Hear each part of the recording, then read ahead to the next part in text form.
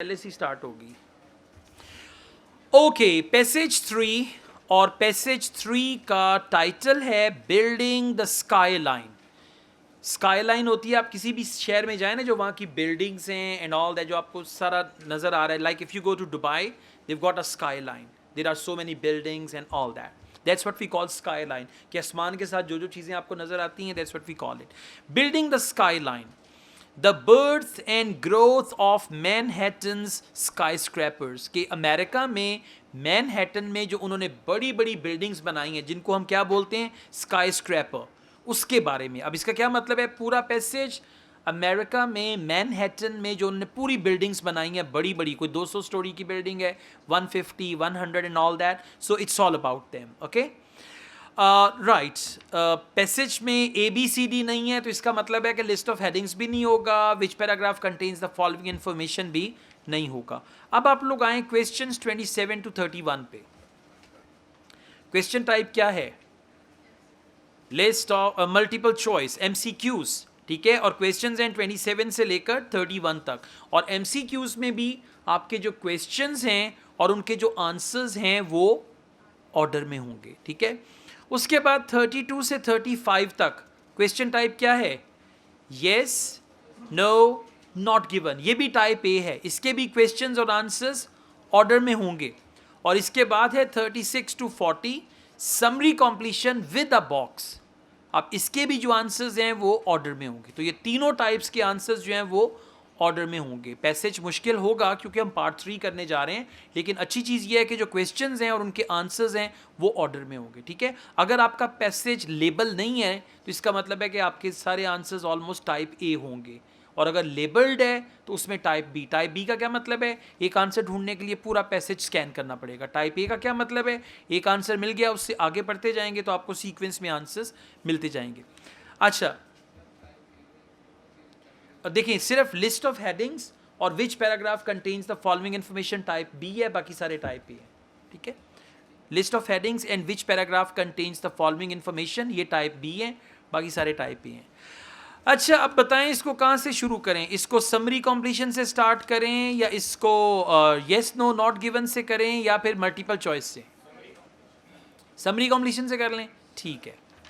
Summary completion से हम इसको स्टार्ट करने जा रहे हैं, क्वेश्चंस 36 to 40।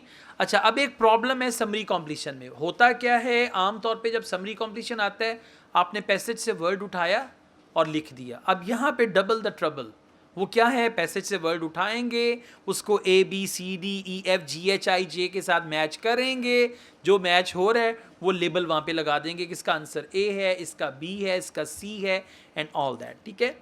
तो ये काम उन्होंने अपनी आसानी के लिए किया है। वर्ड लिखा हो तो उसको चेक करते हुए उनको मौत पड़ती है, अगर ABCD लिखा हो तो वो जल्दी चेक हो जाता है, लेकिन हमारे लिए मुश्किल पैदा कर दी, right. Anyways, let's see, bedrock myth in chapter 1। अब हमें नहीं पता, पहले टाइटल तो पढ़ें। हाँ, टाइटल हमने पढ़ लिया बेड रॉक मिथ के बारे में, ओके।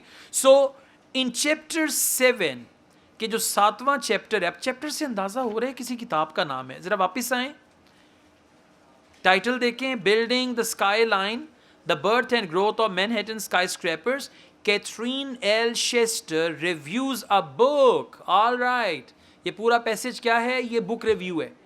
किताब का नाम है building the sky line, birth and growth of Manhattan sky scrapers, और इस किताब में वो रिव्यू करती है डेवलपमेंट ऑफ न्यूयॉर्क सिटी, कि न्यूयॉर्क सिटी कैसे डेवलप हुआ, और ये उस किताब का रिव्यू है जो हमारा पैसेज है। क्लियर हो गया, ओके। इन चैप्टर 7, अब सबसे पहले तो ज़रा ढूंढें चैप्टर 7 कहाँ पे है। वाह, आसान हो गया, सेकेंड पेज पे थर्ड लास्ट पैराग्राफ में लिखा हुआ है चैप्टर 7। अब मज़े की बात ये है कि आपके जो सारे आंसर्स हैं वो आपको यहाँ से ऑनवर्ड्स मिल जाएंगे, ठीक है। तो चैप्टर 7 से हमें पता चल गया। All right, let's start. In chapter 7, मैं क्वेश्चन पढ़ रहा हूँ, question number 36। In chapter 7, Barr indicates how the lack of bedrock close to the surface does not explain why skyscrapers are absent from dash। अब reason why skyscrapers are absent from, underline करें absent को, इसका मतलब है कि क्यों sky scrapers वहां पे नहीं हैं, ठीक है।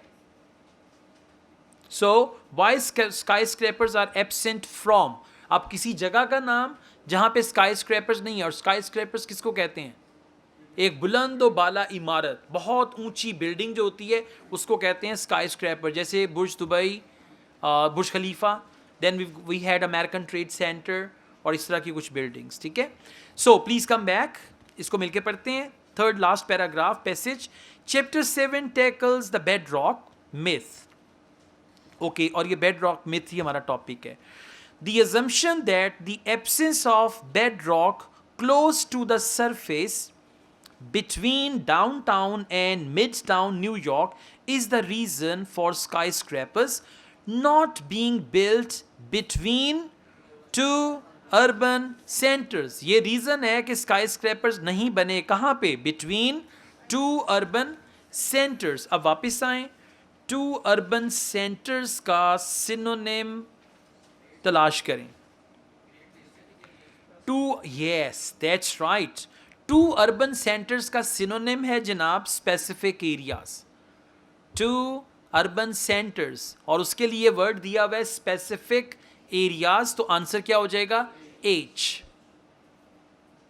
अच्छा, अब इसको समझ लें कैसे होगा। अगर मैं ये कहता हूं चॉकलेट्स एंड बिस्किट्स, अच्छा ये क्या करेंगे, जो चालाकी लगाते हैं चॉकलेट्स एंड बिस्किट्स की जगह पता क्या लगाएंगे, स्पेसिफिक फूड आइटम्स।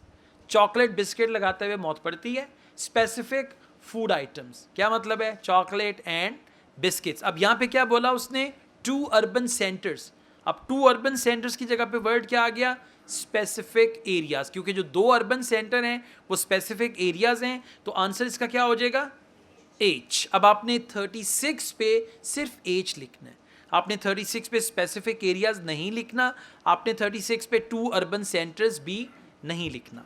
आगे पढ़ते हैं। He points out that although the cost of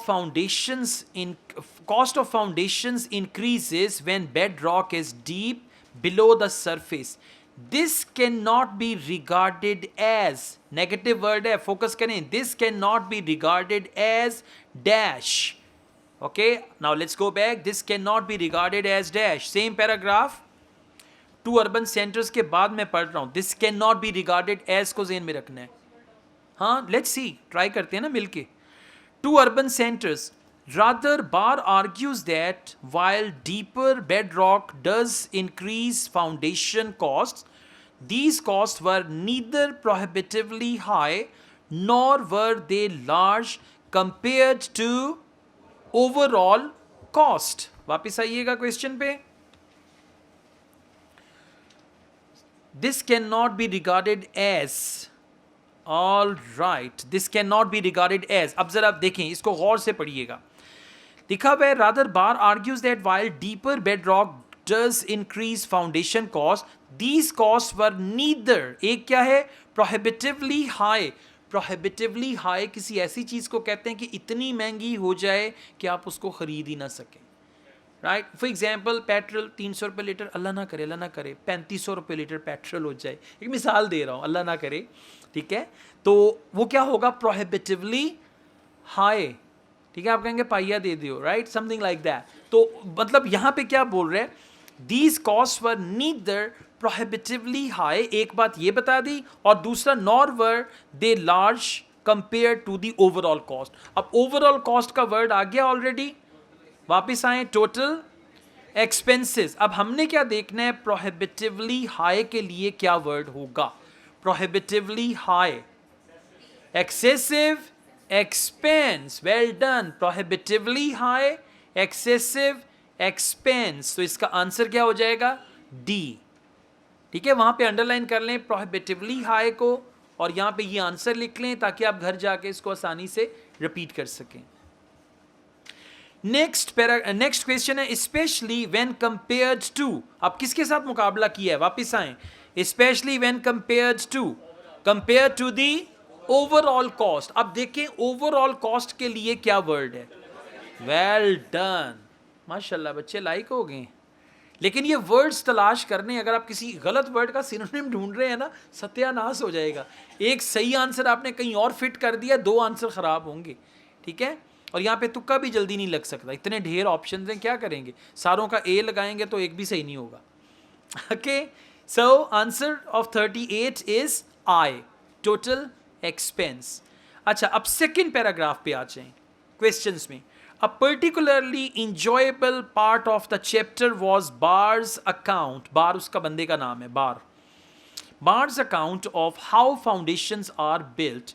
He describes not only how dash are made possible by use of cations. अब cation कोई मशीन या चीज हो सकती है कि he describes not only how dash are made possible by use of cations. वापिस आइए, केशंस का वर्ड मिल गया. सेम पैराग्राफ है, इसको मैं आगे पढ़ रहा हूं. ओके, 1 2 3 4 5th लाइन पे आ जाएं.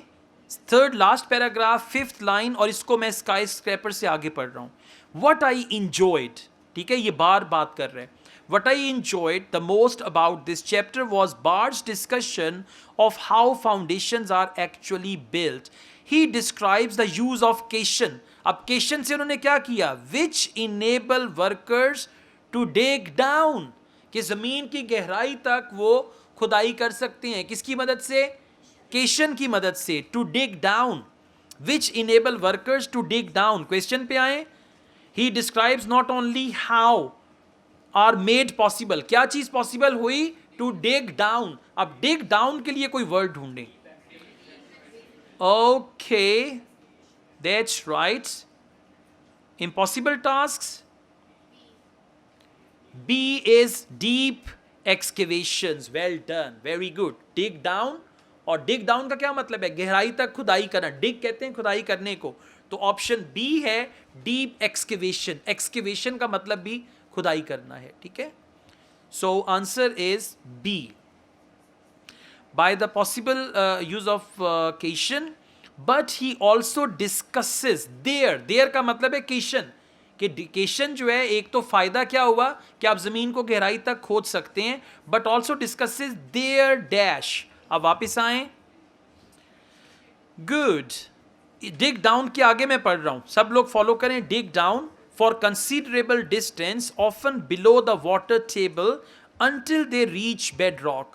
Barr's thorough technological history discusses not only how cations work but also the dangers involved. कि cation काम कैसे करता है, फायदा क्या है, but also dangers involved. अब dangers involved के लिए क्या वर्ड आएगा, well done. Dangers involved, associated risks.